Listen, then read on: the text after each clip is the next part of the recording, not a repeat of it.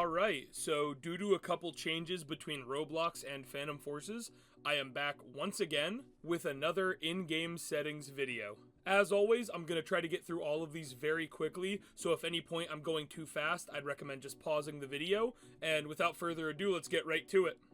So for our first section, I'm going to cover two essential tools that I think absolutely every single player should have, those being the FPS Unlocker and the full screen fix for Roblox. I'm going to have both of these linked down in the description, and for the FPS Unlocker, all you're going to need to do is give that a download and then open it, and every single time you open Roblox, it will automatically uncap your frame rate for you.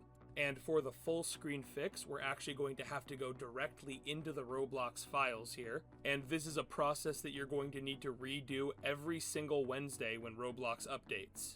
So to get the Roblox full screen fix into the game, what you're going to need to do is through Windows, find your Roblox player, open file location again on the application, and simply make a folder named Client Settings, capital C, capital S, and then drag in that file from the download link below.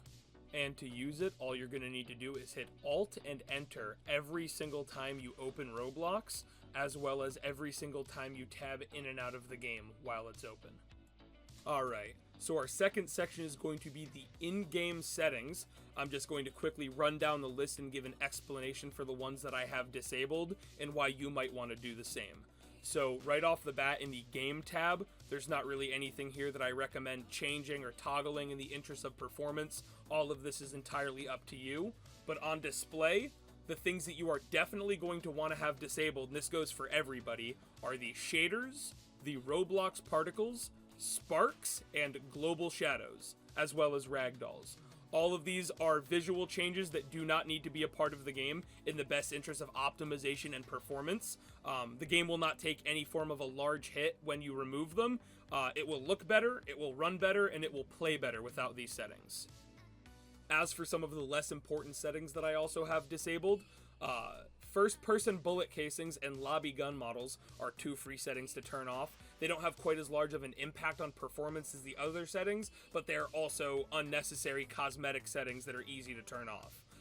The day cycle is a little bit of a tricky one, because at whatever point you disable the day cycle, whatever time it was when you changed the setting will be the time it is always at. So if you turn this off at nighttime, every map will have the sun down and it will be very dark.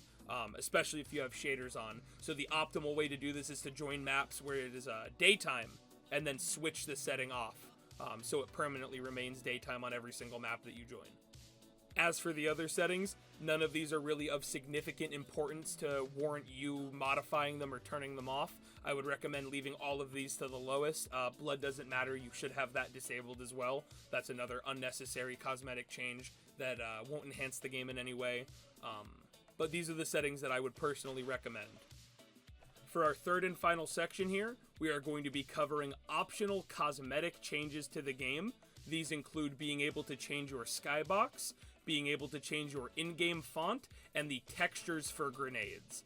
This list also used to include the ability to delete textures, but due to an update by Roblox and somewhere around the last year, this is no longer a feature, and cannot be done.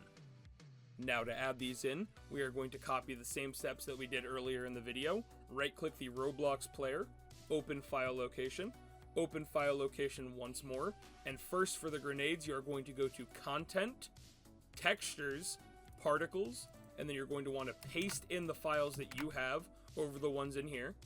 Next, for the fonts, you are going to want to go to Content, Fonts, do the exact same thing, paste them in.